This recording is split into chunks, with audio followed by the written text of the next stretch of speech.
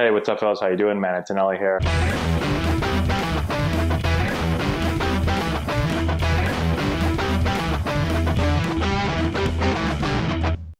Okay, so let's talk some infield play. We have a great video here of LSU shortstop.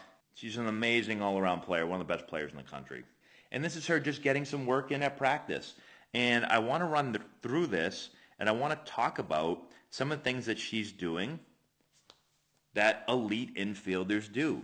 And keep in mind that she's tall. She's a tall infielder. She plays shortstop, but she plays really, really low. She has great fundamentals, great footwork and technique. And so let's talk about some of those things. The first thing that you're going to notice from this is we talk about it all the time, is that right left field footwork where we time up the left foot to the catch.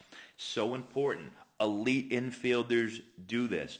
I work with so many young infielders that have never been taught this. Some will do it because they've just taken so many ground balls that they've kind of figured out the way that the body should move. But a lot of players don't do this. If you're watching infielders, if you're a parent, if you're a coach, or if you're a player, watch yourself or watch your infielders and see if they're timing up their left foot.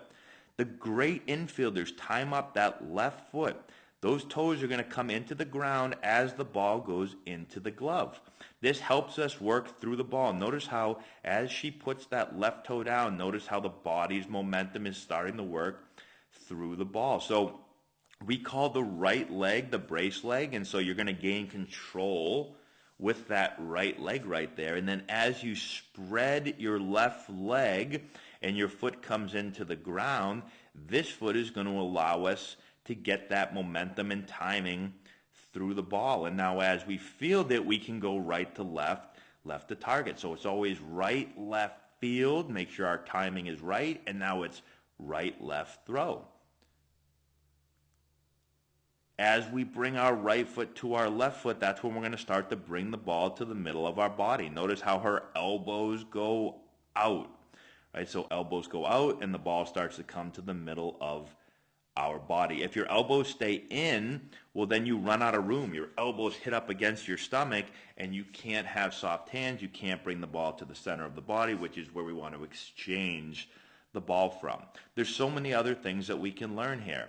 As she starts to attack the ball, look at her posture. Notice how she's chest over, butt out. If we remain in good posture with our chest over, it just keeps us lower to the ground. We always want to work below the ball. We never want to be from high to low. We want to work from low to high, from the ground up. Notice how as she goes to field the ball, her back is flat. I tell all of our players, if you're an ironing board, I'd want to be able to iron a shirt off your back. A lot of players have never ironed before, so say, okay, you're just a dinner table. We're going to put a plate on your back, and I want to be able to eat dinner right off of your back. Notice her hands are out front.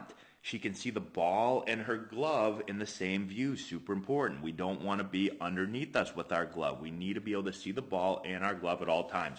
Notice how the glove is open to the ball. We say that there's eyes inside the glove, and we need to be able to show the glove, show the eyes to the ball.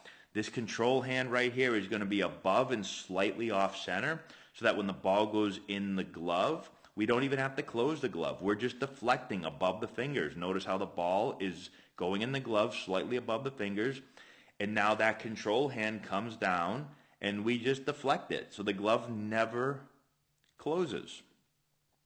So really, really good stuff. I could watch this over and over again. She makes it look really routine. The only thing that she does here, that if I was hitting a ground balls, I would say, is I would just say to try to field the ball slightly more to the left of our body. We talk about fielding it underneath our left eye.